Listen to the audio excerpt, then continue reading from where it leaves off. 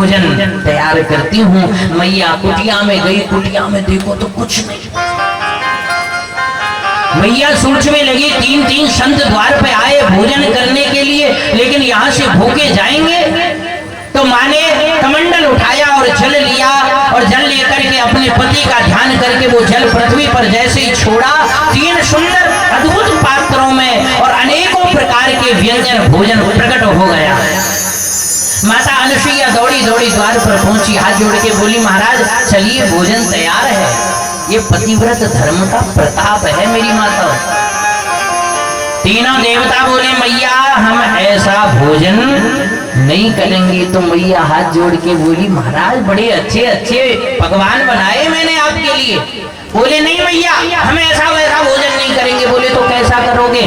तीनों देवता बोले, मैया आप नग्न होकर के भोजन बनाओ और नग्न होकर के ही भोजन परोसो, तो ही हम भोजन करेंगे, नहीं तो आपके द्वार से भूखे ही चले जाएंगे। मैया हाथ जोड़ के बोली, महाराज अंदर कुटिया में तो चलो, आसन तो ग्रहण करो।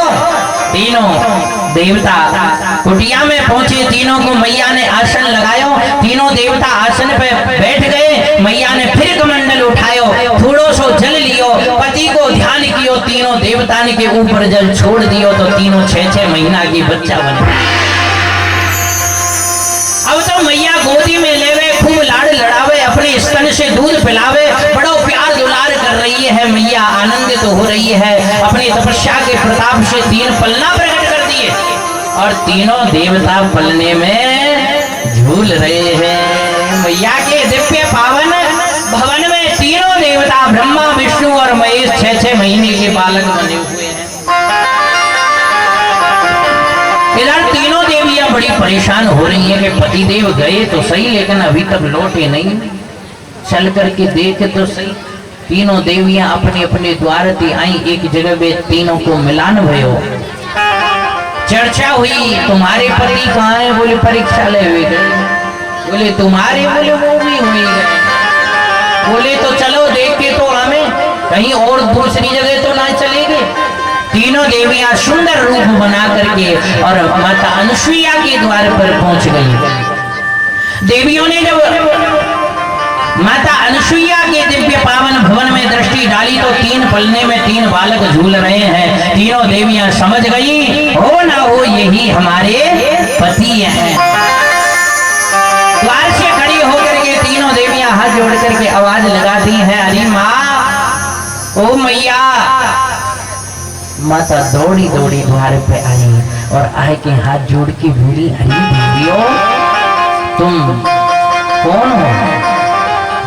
तीनों देवियां हाथ जोड़ करके बोली, माँ हम आपकी पुत्र वधू हैं, हम आपके बेटा की बहू हैं। मैया बड़ी प्रसन्न हुई, बोले, तीन तीन बहू, आओ बेटा आओ, अंदर आओ, तुम द्वार पे क्यों खड़ी हो? अब तो मैया अपने भाग्य की स्वयं सराहना कर रही है, प्रशंसा कर रही है, मैं तो धन्य हो गई, बड़ी प्रसन्न हो रही है। लेकिन तीनों देवियां मैया के पास में पहुंची और हाथ जोड़ के बोली, मैया हमारे पति हमें वापस दे दो। मैया बोली, मैंने कौन सी पल्लू के बांध रखे हैं तुम्हारे? हैं? ले जाओ अपने अपने पति को। जैसे ही तीनों देवियों को आज्ञा मिली, तीनों देवियां दौड़ी पलने के पास, अपने अपने पतियों के पास में। वहां देखा लक्ष्मी जी जब पलने के पास पहुंची तो देखा भगवान नारायण अपने दोनों पैर पकड़ रखे हैं और दोनों पैरों के अंगूठे अपने मुख में लिए हुए हैं। लक्ष्मी जी सोच भी लगी, ये मेरा पति नहीं हो सकता। बताओ, पैर का अंगूठा पिए, ये मेरा पति नहीं हो सकता। इधर पार्वती जी जब पलने के पास पहुंची तो वहां देखा भोले बाबा औंधे पड़े, वो सही है। मैया सोच भी लगी, इतनी इतनी भांग घोट के पिलाऊं तब भी इतनी बेहोशी ना हुए। ये मेरे पति नहीं हो सकते। जिनको अपनी स्वयं की ही शुद्ध बुद्ध नहीं है, ये मेरा पति नहीं हो सकता। ब्रह्माणी जब ब्रह्मा जी के पलने के पास पहुंची तो ब्रह्मा जी ने भी मोह फेर लिया। तीनों देवियां आई, आकर के रोने लगी और प्रार्थना करने लगी, हे माँ हमें हमारे पति दे दो। बोले देवी उठा लो अपने अपने पतियों को। बोले माँ हम पहचान नहीं पा रही हैं कि हमारे पति कौन से हैं। मैया बोली देवी हो तुम कैसा पतिव्रत धर्म का पालन करती हो कि तुम्हें अपने पति की पहचान नहीं है? तीनों देवियों ने माँ के चरण पकड़ लिए और क्षमा याचना करती हैं कि हे माँ हमें क्षमा कर दो, हमसे बहुत बड़ा अपराध हो गया। हे माँ हम आपसे ही सीखना चाहती हैं, पतिव्रत धर्म का उपदेश हमें सिखाइए, हमें बताइए कि पतिव्रत धर्म कैसे पालन किया जाता है। माता तीनों देवियों को पतिव्रत धर्म की व्याख्या करके बताती हैं। श्री सुखदेव जी महाराज राजा परीक्षित से कहते हैं कि हे राजन, माता अनुसुईया माता देवहूति की ही पुत्री हैं, जिन्होंने पूरे संसार में पतिव्रत धर्म का उपदेश करके माताओं को ज्ञान दिया।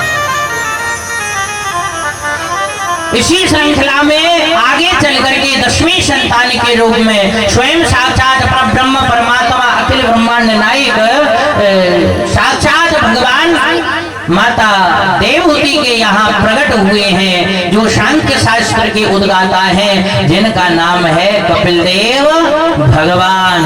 बोलिए कपिल देव भगवान की जय हो। प्राकट्य हुआ। जैसे ही कपिल देव भगवान आए, कर्दम ऋषि तो प्रतीक्षा ही कर रहे थे कब भगवान आए और कब मैं घर छोड़ के जाऊं। जैसे ही प्रभु आए, कर्दम ऋषि हाथ जोड़ते हैं और हाथ जोड़ करके बोले प्रभु अब मुझे आप आज्ञा दे दीजिए, मैंने अपना फर्ज अपना कर्तव्य पूर्ण कर दिया है।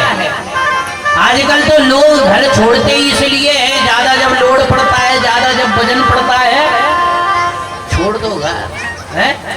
बड़ी समस्या है ग्रस्त में। अपनी जिम्मेदारी से कभी मोह मोड़ना नहीं चाहिए। भगवान ने ये शरीर दिया है, मेहनत करनी चाहिए, परिश्रम करना चाहिए, छल और कपट को त्याग देना चाहिए।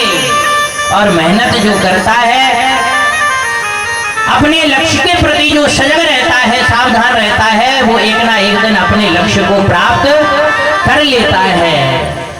कपिल देव भगवान प्रकट हुए, कर्दम ऋषि आज्ञा लेकर के चले जाते हैं। माता कपिल देव भगवान को लेकर के बिंदु सागर तीर्थ पे पहुंची और वहां जाकर के माता को भी थोड़ा होश आ गया कि जिस बालक का मैं लालन पालन कर रही हूँ ये कोई साधारण बालक नहीं है। मैया ने ऊंचे आसन पर बिठाया, चरणों में माँ बैठी और अपने बालक को ही माँ ने अपना गुरु बना लिया और विनय करती है, प्रश्न करती है कि निर्विण्ण निद्राम भूमन सतीन्द्रिय दर्शनात् येन संभाव्य मानेन न प्रपन्नान्तं तम प्रभु।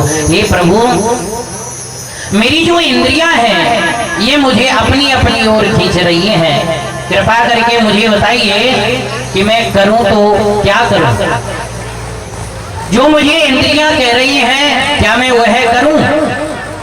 जैसे कान कहते हैं सुंदर संगीत सुनो, नासिका कहती है सुंदर सुगंध लो, आंखें कहती हैं सुंदर दृश्य देखो, और सबसे खतरनाक इंद्रिय है ना रसना, जिह्वा, ये कहती है सुंदर सुंदर पदार्थों का सेवन करो। ये प्रभु कृपा करके बताइए मैं करूं तो क्या करूं। और दूसरा प्रश्न किया कि प्रभु बंधन किसका होता है? बंधन शरीर का होता है या बंधन बुद्धि का होता है या बंधन मन का होता है या बंधन जीव का होता है? आखिर बंधन किसका होता है? कपिल देव भगवान बोले कि माँ सबसे पहली बात तो इंद्रियों की, तो माँ इंद्रियों को तो वश में करना चाहिए और इंद्रियों को वश में करने का तरीका है अष्टांग योग। अष्टांग योग के बारे में कपिल देव भगवान उपदेश करते हैं कि हे माँ अष्टांग योग से इंद्रियों को वश में किया जा सकता है। और यदि अष्टांग योग न हो पाए तो एक सरल तरीका है। बोले कौन सा? बोले वह है संयम। संयम से इंद्रियों को वश में किया जा सकता है। और माँ सच बताऊं तो यदि संयम भी न रखा जाए और इंद्रियां जो मांगे इन्हें प्रदान करो, परंतु उसे परमात्मा से जोड़ देना चाहिए। जैसे सबसे खतरनाक इंद्रिय है जिह्वा, जो मांगे प्रदान करो, परंतु उसे पहले, उस वस्तु को पहले परमात्मा से जोड़ देना चाहिए। जो वस्तु परमात्मा से जुड़ जाती है उसके समस्त दोष नष्ट हो जाते हैं। और दूसरी बात रही माँ बंधन की, तो ना तो बंधन शरीर का होता है, न बंधन बुद्धि का होता है, न बंधन जीव का होता है। बंधन तो माँ आत्मा का होता है। बंधन तो मन का होता है। मन ही बंधन में डालता है और मन ही बंधन से मुक्त कर देता है। हे माँ, ये जो मन है ना, ये एक बकरी की भांति है। इसको जितना खिलाओ इसकी भूख उतनी ही बढ़ती है, इसे कभी तृप्ति नहीं होती। माँ ने कहा कि प्रभु, क्या मैंने सुना है कि बिना भाव के भजन करने से कोई फल नहीं मिलता। कपिल देव भगवान बोले कि माँ, ये तो आलसी लोगों की पहचान है, जो कहते हैं बिना भाव के भजन करने से फल नहीं मिलता।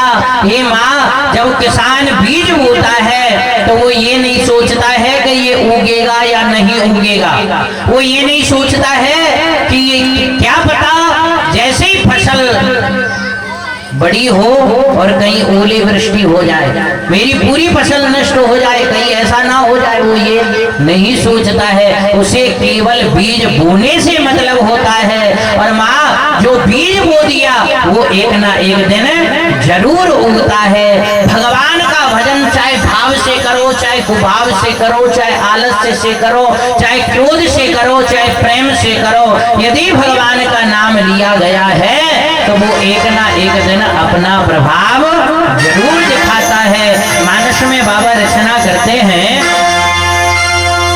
भावे कुभाव अनख आलस, भावे कुभाव अनख आलस हो, नाम जपते मंगल देश